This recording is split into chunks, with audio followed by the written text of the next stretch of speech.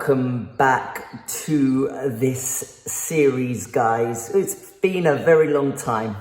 I'm sorry for the delay. Episode 4 of Living with Lambo. So listen, I've got to apologize because you guys have been DMing me, asking me to tell you what's been going on. And I've had so many bits and pieces on hold throughout January and February that I was just waiting for them to clear. I didn't want to give you some shallow bit of information. I've learned a lot. There's a lot going on. I've got my notes here because it feels like forever since I've spoken to you. Okay, so there is still a lot of things on hold. And as you've probably guessed, because of the coronavirus, we are pretty much at a standstill. But I can give you an update of all the things that have happened up until now. Okay, good and bad news. I've learned a lot and I've realized that it's down to timing, it's down to the people that you use, and it's down to where you live and what you choose to do with your money. So we're going to start today with the garage. Last time I spoke to you, we were hoping to get a build done. A date was sort of confirmed. I simply chose a builder that couldn't confirm. He just would never get back to me. I'm one of these people that just likes it very black and white. Can you do this date? How much do you need as a deposit? And it's a case of, if you didn't get him on the phone, an email would take forever to reply to, and so weeks just clocked on. Good news, planning permission accepted. The final drawings look a little bit like this. Now, what you might notice from those drawings is the location and the height has had to change a little bit. I'm on the green belt. Apparently, I've paid for and I live on a lot of green, but that doesn't necessarily give me right to do whatever I want with it, which is something that I've learned. So unfortunately, I can't put it exactly where I want to put it. I have to put it by the side of the building. So it's going to move back a little bit towards the back of the garden. I'm reconsidering the materials I choose to make it out of. Simply, and I'll be honest, budget. I don't know when exactly it's going to be built, even though it will get built, guys. But as time goes by and everything's on lockdown, I start chipping more and more into savings. How much am I going to chip in? We don't know. Depends how long we're on lockdown. Okay, so it could be a double skin brick wall, a building, or worst case scenario, it becomes a wooden shed-like building. But what it needs to do is keep the car secure, keep it dry, keep it warm, and that's the fundamental goal. So yes, maybe the multi-size gym doesn't happen, but the car is definitely going to be looked after, okay? What else do I need to know about? The builder was slow. The drawings have been done, as you've just seen. We will leave that there for now, but just in front of where the car is there, don't worry, we will have a garage as soon as I can build it, okay? Let's move on to, let's move on to this point. Some of the close people to me may have heard or not heard, obviously I can't keep a secret for too long, that I did have a car in the mix. And I kind of hinted to you LP560 special car maybe in the last episode, didn't I? Well, I did have my eye on one. I did have a deposit on one. Let's put it down to timing and experience. And this is, I think, the biggest thing that I've learned, okay? Nothing is final until it's final. And what I took into account was money earned, time that I had, and the probability that I would have all the finances in place at a certain time. So finally found the car, put a deposit down. Some people didn't come through with the finances, and I don't want to blame people, but it's true. At the end of the day, just as the financial crash happened and COVID kicked in, it was a case of pay the full amount or leave us alone. And one, I didn't have the full amount because some people owed me money that chose not to pay. And secondly, I started to seriously wonder whether the final fee that I decided was correct for that car was actually a bit foolish at this time.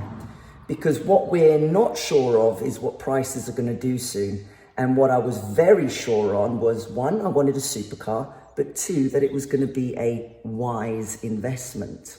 So I chose, through not all my own help, but because finances weren't there and the timing gave me that dilemma, that I should step away from that deal and lose my deposit.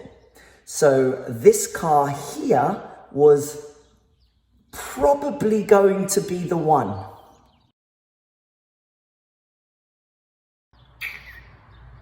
It's a beaut, huh?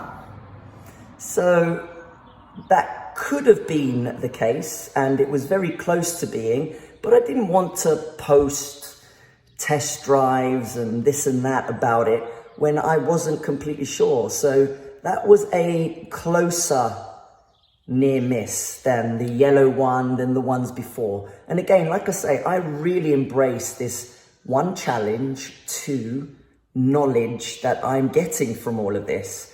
So we're at that point now where it's a case of, Pierre, do you want a supercar? 100% I will get one. There are 3 options that I'm going to run by you now. If you're still there, I hope you are.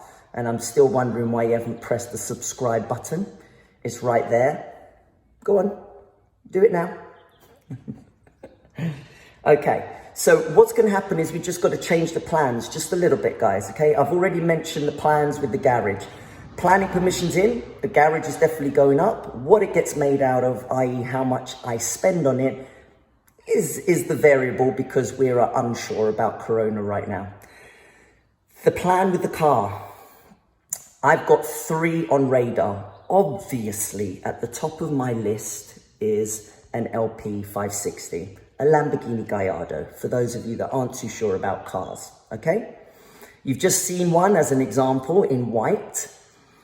Now, there are 2 other cars on the list. Up until now, guys, you've known about one, but actually, I've been doing a lot of research recently, and believe it or not, a car that I've really got keen about has actually become a Ferrari. So the option 2 is a Ferrari F430. It's a coupe, and it looks a little bit like this. You know what I'm gonna say now, and I feel like a spoiled brat even rolling my eyes at this, but it's a bittersweet dilemma that I've got. The R8. The Audi R8 is the engine and performance of the Lamborghini that I've always dreamed about having, except it's never been a dream. I feel like it doesn't have the passion, but it's got the performance that I do love. I just find it a slightly fuggly looking car, and I've just never really taken to it. It is plan C. It is option 3. And if you're not sure what it looks like, because it will be the plus version, it looks a little bit like this.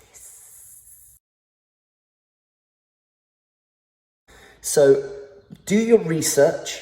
Funnily enough, do you want to know which car is the least to insure out of the 3? The Ferrari. It's got the smaller engine. It actually costs, it's the second most expensive out of the 3, but it's got the smaller engine. And insurance-wise, It's the lowest by quite a bit. The Audi is the most expensive to insure. Would you have thought that? Because you see supercars, you instantly think they're so expensive to keep and run. That's not the case anymore. Before the Ferrari F360, I think I got that wrong. I don't think there's an F there. Before the 360 Modena, for example, the 355 was the last Ferrari whereby anything major that needed doing to the car, you had to pull the engine out every time. So that's why labor cost was so expensive. Nowadays, they're up to times. You know, the 458 onwards, very easy to manage, very easy to look after, not that expensive. And you don't have to go to a Ferrari dealership or a BMW dealership specifically. Loads of people are out there that know their stuff. And they've also pegged that certain bits of car engine, say for a Ferrari, comes from a Toyota. So you go directly and get the parts from Toyota instead of going to the dealership at Ferrari, which will cost you twice as much. So there are little things like that. So you've got to bear in mind. And that's what, you know, got me interested into the Ferrari side of things. Have I had that there all this time? Man, you cannot be serious. That ball was on the line. Okay, so take that into account that I've done my research and I will be giving out information to you guys with the series, which will continue. And like I said, there will be a garage, there will be a supercar as soon as I get clearance. Now, I can put deposit down for cars, I can go and have an appointment at a car dealership. It's just not technically open and they wouldn't allow me to take the car apparently right now. We're on lockdown and rightfully so. You know, I shouldn't be out and about doing donuts and experiencing the life of a supercar right now. We should all be taking things cautious, staying at home and doing what we need to be doing. But I needed to give you this update. Now, in the meantime, we have the M3, which will have a few showings on these episodes coming up. Obviously, I would love to see what its performance is like up against the supercar when it arrives. That is my car. It's getting little upgrades here and there. If you guys are interested in the life of an M3, comment down below. Out of the 3 cars that I'm thinking of getting, which one would you pick? I'm interested. Put 1, 2, or 3. 1 is the Lambo, 2 is the Ferrari, 3 is the R8. What would you go for if you had the choice? And I think that's it. For now, I know that car hasn't materialized, but guys, trust me, look, I didn't come into this blind. I didn't come into this unrealistically. I know my stuff. I've been around cars all my life. I will get one.